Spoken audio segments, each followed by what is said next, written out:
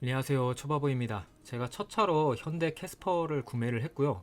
현재 2,500km 정도 탔는데 이번에 소개 겸 간단한 후기를 전달해 보려고 합니다. 왜 캐스퍼였는가? 당시에 제가 그 K3나 아반떼, XM3, 캐스퍼 같은 차들을 알아보고 있었는데, 근데 제가 딱히 장거리를 뛰거나 멀리 출퇴근을 할 것까지는 않고 도시 주행이 주가 될 것 같더라고요. 그래서 그런 면에서 주차가 편한 작은 차가 필요했습니다. 그리고 경차가 취등록세를 납부를 안 해도 돼가지고 부담이 안 됐었는데, 디자인이 정말 이쁘고 개성 있는 색상이라서 고르게 되었습니다.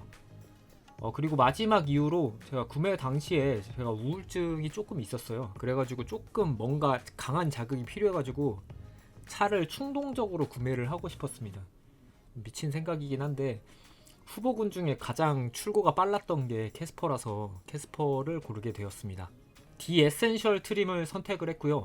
옵션은 터보 그리고 현대 스마트 센스 옵션을 선택을 했습니다.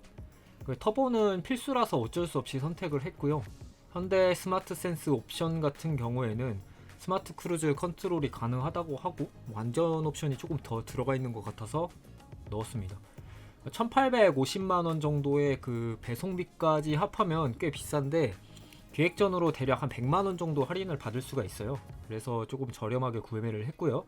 요즘에 상시로 그 기획전이나 이벤트를 진행을 하고 있으니 구매하실 분들은 이쪽을 좀 주로 확인을 하시는 편이 좋을 것 같아요.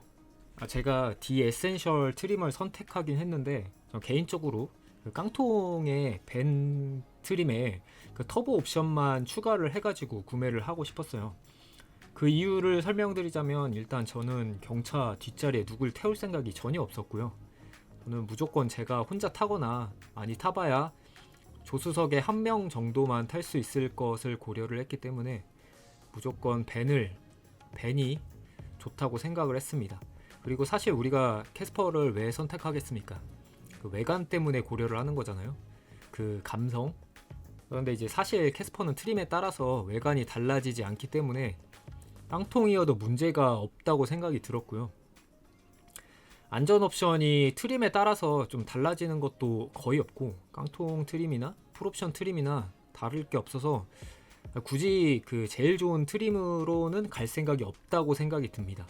그래서 마지막으로는 좀 가장 싸게 타는 게 좋지 않나 이런 생각이 들어가지고 그 깡통 벤 트림의 터보 옵션을 저는 추천합니다.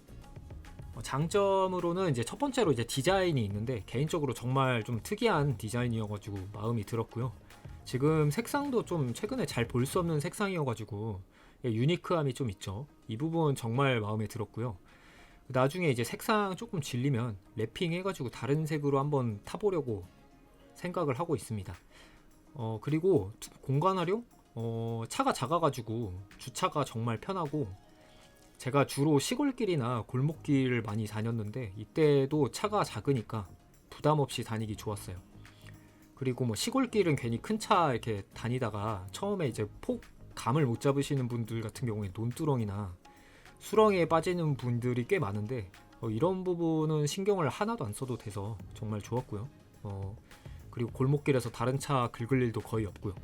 공영 주차장, 고속도로, 유류세 환급 같은 경차 혜택이 아주 맛있습니다. 특히 공영 주차장에 주차를 할 때 주차비가 거의 안 들어가지고 갓길 주차를 안 해도 되고 무조건 공영 주차장을 선택을 해도 돼서 그 스트레스가 많이 좀 줄었어요. 그리고 고속도로 주행도 꽤 많이 했거든요. 근데 이제 이게 반값이잖아요. 별로 안 비싸서 좋았습니다. 유류세는 그냥 싸서 좋았고요. 사람들이 좀 안 나간다, 이거 차 아니다 이런 얘기 많이 하시는데 저는 기대한 것보다 좀 잘 움직여가지고 굉장히 만족스러웠고요. 얼마나 더 빨리 달리려고 그러진지는 모르겠는데 이 정도면 운영 못 찰 정도는 아니다 이런 생각이 듭니다. 그 돈 씨의 주범이긴 한데 옵션이 진짜 맛있습니다. 헨따, 엉따, 통풍 시트 정말 좋고요. 여름, 겨울에 정말 도움이 많이 됐어요. 사람들이 괜히 이거 무조건 있어야 된다라고 하는 이유가 있더라고요. 굉장히 좋았다. 그리고 이제 현대 순정 내비게이션 이거 진짜 좋고요. 이거랑 연동되는 그 블루링크 어플리케이션이 겨울에 아주 좋더라고요. 원격으로 관리하는 기능도 막 사용할 수 있어가지고 꽤 만족스러웠습니다. 경차에서 이런 거 사용할 수 있는 거는 좀 괜찮은 것 같아요. 단점, 일단 제가 느끼는 건지는 모르겠지만 브레이크가 밀리는 느낌이 들었고요. 이거 적응하는데 조금 시간이 엄청 걸렸어요. 처음 타시는 분들도 조금 고려를 해야 될 것 같아요. 시속에서 좀 불안감이 좀 있는데, 시속 100km까지는 뭐 이제 문제없이 달릴 만한데 좀 그 이상 속력을 내면 좀 공포감을 느낄 수가 있습니다. 여러분들도 되도록이면 130km 이상은 속도 내지 않는 것을 저는 추천드려요. 그리고 풍절음이 조금 신경 쓰입니다. 일정 속도 넘기면 그 창문에서 들리는 바람 소리가 좀 커요. 그래서 이게 적응이 되면 안 들리기는 한데, 신경이 많이 쓰이시는 분들은 많이 거슬릴 수 있겠다라는 생각이 듭니다. 저는 아이브나 아이유 노래 들으면서 다녀서 괜찮은데 참고는 하셔야 될 것 같습니다. 그리고 이제 배터리 용량이 너무 작아요. 그래서 이제 블랙박스 장착한 캐스퍼 운용할 때 배터리를 계속 신경을 써주셔야 돼요. 그래서 매일 20km씩 주행을 하면 딱히 문제는 없는데, 며칠 운전을 안 하면 방전될까봐 좀 조마조마합니다. 그래서 저도 안전한 곳에 주차를 하면 그냥 블랙박스 끄고 주행할 때 켜놓은 방식으로 이제 운용을 했고요.